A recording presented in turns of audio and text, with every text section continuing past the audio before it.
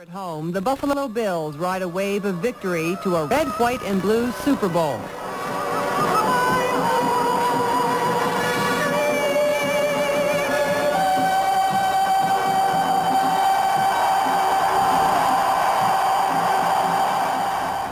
Good evening, everyone. Here's what's happening tonight. A Buffalo Bills victory has never meant so much. Yeah, it means so much less than we'd like under the cloud of war. This was an unprecedented scene yesterday in Rich Stadium, while 80,000-plus fans cheered an AFC Championship victory for the red, white, and blue team.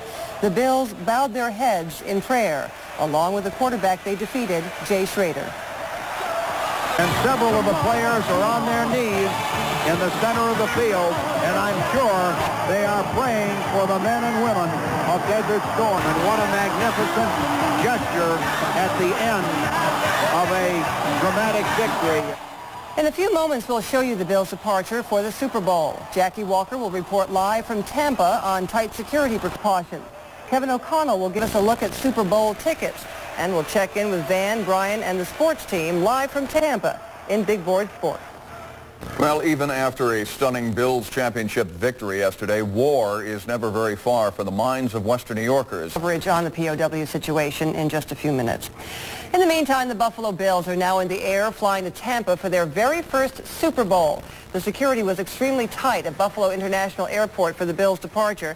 A battery of police closed off the vicinity, keeping spectators at a distance.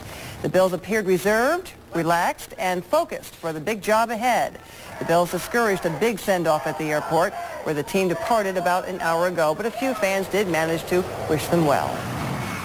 Well, when the Buffalo Bills reach Tampa, they'll be landing in a city that is taking absolutely no chances on the security at the Super Bowl. News 4's Kevin O'Connell and Jackie Walker join us now live from Tampa with a look at how the NFL will be ensuring a very safe event. Jackie, Kevin. Indeed they will, Bob. Bob, it is nice to have you back, and hi, Carol. Well, we are in Tampa Bay tonight, and the key word is security. Everywhere that Jackie and I went today, we saw police patrols, whether it be in the parking lots of shopping malls or here at the hotel that we're staying at in Tampa Bay. But one thing is certain, the reason the police and security is so visible is they want everything to go nice and smooth on Sunday. That's right. Originally, Tampa Stadium was offering tours for the public and the media so we could show you where the Bills will be playing. But all that has changed because of the war in the Persian Gulf. This is the greeting for anyone who wants to get on the grounds of Tampa Stadium, a thorough check of their vehicle. You know where that's located? With America at war in the Persian Gulf, officials in Tampa have had to take extraordinary measures to keep the Super Bowl safe from possible terrorist attacks. In August, we started heightening things with what's going on in the Mideast. And then, of course, last week, when hostilities broke out, we realized we need to take it even a step further. This is as close as we could get to showing you the field. Guards like this one, working with metal detectors, are only letting stadium workers past this point. Imagine using metal detectors to check the 75,000 fans who enter the gates on Super Bowl Sunday. And this will all happen after spectators get past the concrete barriers and the security teams around the stadium. We have over 18 law enforcement agencies. It's a combined effort. Everyone from the FBI to the Tampa Police Department, the Sheriff's Office, many agencies have all come together. We have bomb squad people here. They've been on site for the last 3 or 4 days, and they'll be here 24 hours a day right up until game day. And listen to this. Spectators won't even be allowed to take cameras inside the stadium to snap a picture of the Super Bowl. And they're not allowing portable radios or TVs inside to listen to the play-by-play as we normally would do. You can't do that this Sunday. As a matter of fact, security knows no bounds at the Super Bowl, simply for 2 reasons. Number one, because of obviously any threat that would happen to the fans there, and any possibility of forgery, which brings me to my little hologram this evening, the special silver anniversary edition of the Super Bowl ticket. Now, the Polaroid Hologram Corporation was commissioned by the NFL to make a ticket nobody could forge, possibly the printed part here and here, but the silver anniversary hologram on the inside, you can't forge that. So thus, trying to get a ticket to this ball game, first of all, is very difficult to do. As a matter of fact, I have a few people over here that would like to offer me some for this. But the nice part about this, Bob and Carol, is this will be the souvenir portion. And I am told that when they rip this off, so you get to your seat, People will be waiting outside the ballpark to buy this off you for starting around $75. These are going to be the collector edition, so it's going to be a silver anniversary in more ways than one. We should mention as well that the man from Polaroid is standing just off camera guarding this ticket. He wouldn't let Kevin leave with it, and a wise move, I might add. By the way, we've got to get a medium order to chicken wings over to that airport in an hour. We've got a special package coming down here. The Bills will be here soon. Bunch of hungry guys. The two of you will see you at 11. Kevin, you can get $75 for it after the game. What about before the game? How much are these things going for? My lips are sealed. Right now, we understand. This is only a rumor right now, and I don't like to report on rumors. Someone was offered $4,000 for this ticket. That's not surprising. Okay, you two. Thanks a lot. Now that it's sinking in that the Bills are in the Super Bowl, fans are scrambling for tickets. As News 4's Kathy Palenka reports tonight, the tickets can be found, but at what price? You're buying or selling your Super Bowl tickets. This ticket broker began work just after the game ended at Rich Stadium yesterday, hoping to snare Super Bowl seats. This afternoon, Bills season ticket holders picked up their tickets for the big game, and many say they're not letting go. They just said that they'd give us $300-400 over the cost. Yeah. What are you going to do? I'm going to the game. Yeah, for sure. I waited too long for this. No, we're not going to sell our tickets. We're going to the Super Bowl to see the Bills win. So if you're Super Bowl bound and you weren't lucky enough to get a ticket today, what can you do? Well, you can begin by looking in almost any paper in Western New York. You'll find plenty of ads for Super Bowl tickets, but there are some tips you should know before you buy. Experts say if you buy now, purchase tickets through a certified travel agent and charge them for added protection from fraud. No tickets and you're headed down to Tampa. There is good news. Our experience has been that there's always tickets floating around, and it's amazing sometimes how good the buy is, as opposed to paying these prices that we talked about earlier in advance to find out that you're up in nosebleed heaven in the end zone. And ticket sellers are commanding big prices for tickets. The greatest price so far, $1,950 from an LA-based ticket brokerage for one ticket. Kathy Palenka, News 4, Buffalo. Things are getting pricey, huh? They sure are. Brother. More live report from Van and Brian down in... His bill, you could probably sell it today.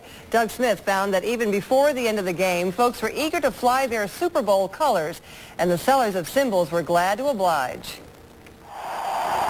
Even as some 80,000 still watched the game yesterday, the merchants of mania were setting up shop. He wouldn't say where he got 6 dozen Super Bowl shirts by halftime. It seems to me you took a chance picking these up. Yeah, a little bit of a chance, but life's full of chances. And first chance they got, Bills fans celebrated the morning after by lining up at Trench Manufacturing on Seneca Street. There was no accounting for the costuming, nor for the time spent in the cold. What time did you get here this morning? About 9:30. Was it a mob? It was packed. The line went all the way down the street. What's it like in there? It's a madhouse. It's a madhouse. Everybody's got Bills fever, and it's wonderful. From the garment district, the scene then shifted to the upscale stores, and at AM&A's, they hardly had time to unpack. If it said Bills, it went.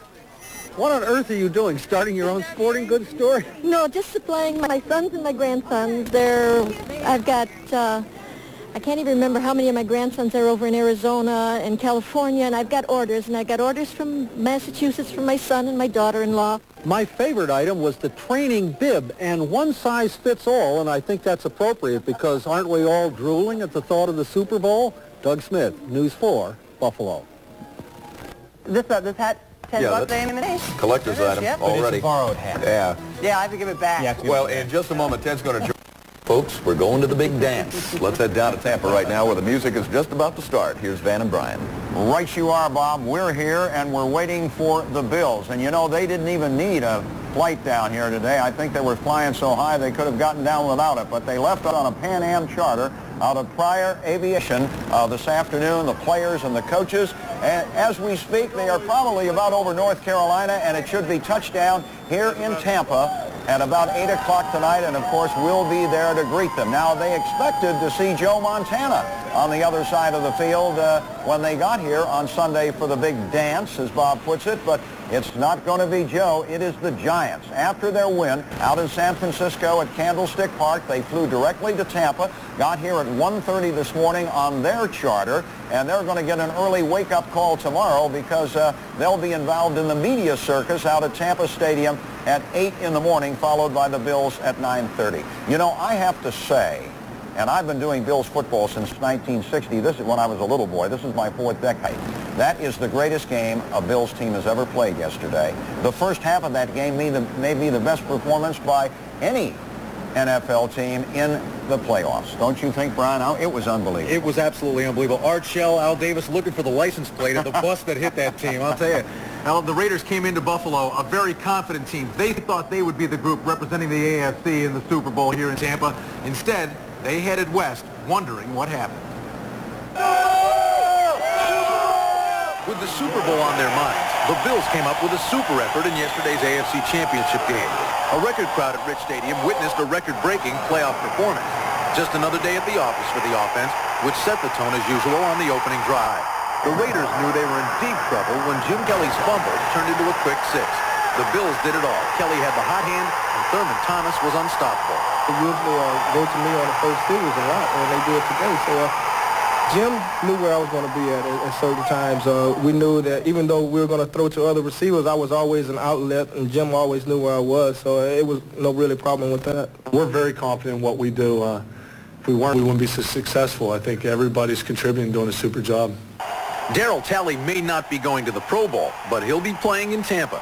Against the Raiders, Darryl grabbed the spotlight with a pair of interceptions, this one good for a touchdown. For DT, a victory that was oh so sweet.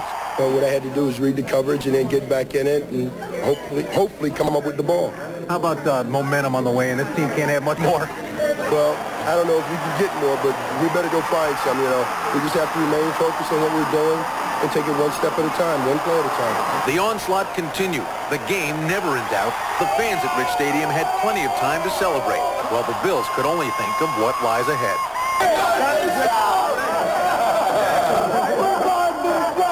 You got your hands on one trophy, but I know that's not the one you want. Well, it's not the one I want. It's not the one the players want or all the fans want. They'd like to win the big game, and, of course, it'll be tough. This is not our goal, to go to the Super Bowl.